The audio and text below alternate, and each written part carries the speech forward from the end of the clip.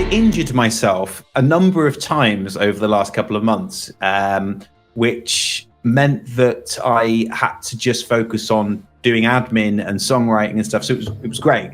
And yeah, I've got some really cool and new ideas. I'm just trying not to get too far with them because Yanni, who we do a lot of co-writing with and also produces the Diamond Black stuff, he's an amazing songwriter, and as I said, a lot of the stuff's been done with him. So he's coming over here next month to work on the composition. So I'm trying not to go too far with the songs. I want to keep it open so that there's flexibility there for him to come in and go, this bit's good, change that. Because I don't know if you guys have ever heard of demo-itis, but it's something that when you come up with a demo idea and then you get too married to it, even if it isn't necessarily the best idea.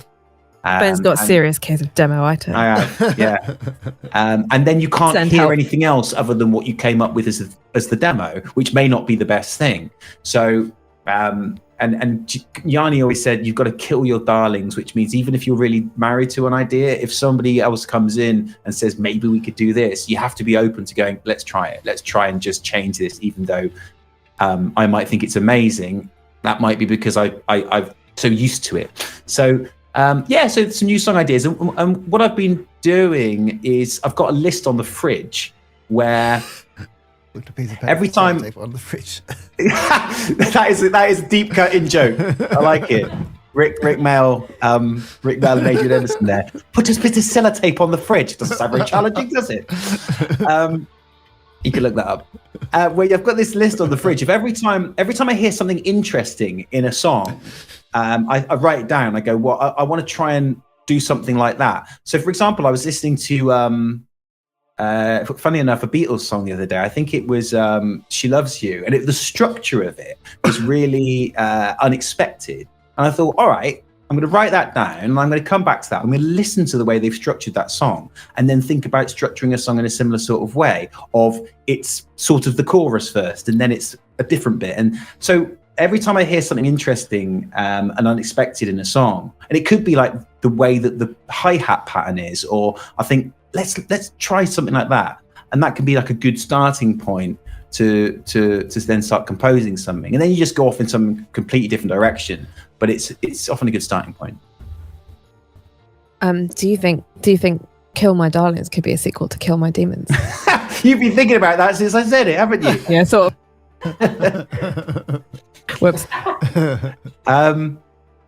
Yeah, no. No. B-side. No, it's a terrible idea. Remix. Yeah.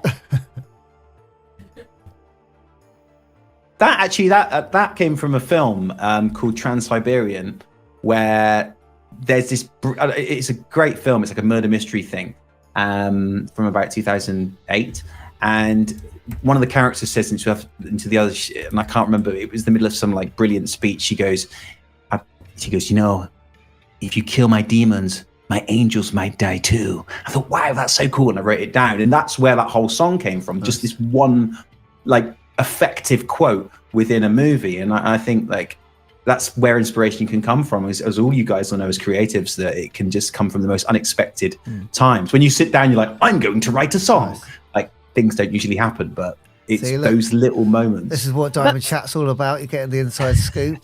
This little tidbits. That's if really you've just joined us, Sam. Yeah, in case that's you just really joined us, you profound. What you missed out on the inside scoop. Sorry, Dad, we said? No, that's really profound. What you said, if you kill my demons, my angels might die too. That's actually really profound, because it makes you think like, you don't actually want them to kill your demons. They will, like, because you want to keep the angels. I thought that was profound. I quite like that. It is, and there's a lot that you can take from that, isn't there? There's a lot you can take from, you know, the meaning of that. And I think initially that's what inspired me about it. I thought these negative aspects of my persona that I can see can be quite destructive. That perhaps. So I wasn't laughing at you. I was laughing at the chat, and I just laughed when you said something really like personal. I was just laughing at the chat. Perfectly timed. Yeah. So yeah, those sort of destructive elements of your personality, being that perhaps those sort of help define who you are as well. And I'm sort of torn on that now, because I used to think that when I wrote the words to that song, I used to think that this whole like destructive element of myself was part of who I was, and to sort of was integral to my identity. But the more that I've moved on, I've sort of realized maybe that's not the case. But I still think that song is a really good testament to where I was at that time. But that's essentially what it meant to me at the time, was that this idea of those things that you sometimes look upon as being quite destructive about yourself actually are part of who you are and part of your identity. But yeah, that was sort of where that was going with that.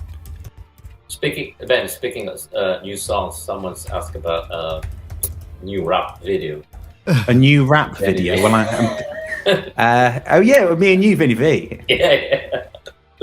Well, we could. I don't know if we could try and do it live, because if there's latency, because you'll do your drum beat. Yeah, there might be some latency. We'll plan maybe next time.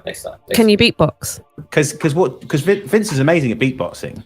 The only question is, if he starts doing it, there might be latency, and I might not be in time with him. Yeah. And you know, when you're such like a killer dope rapper like me, you don't want to come off as like not professional. So yeah, Diamond Rap. But we'll do another one. I think we've done the grand total of 3 so far. Yeah. The famous 3 big hits as well. 3 big hits. The famous Salt Lake City. Vinny had a bowl. I had a plate.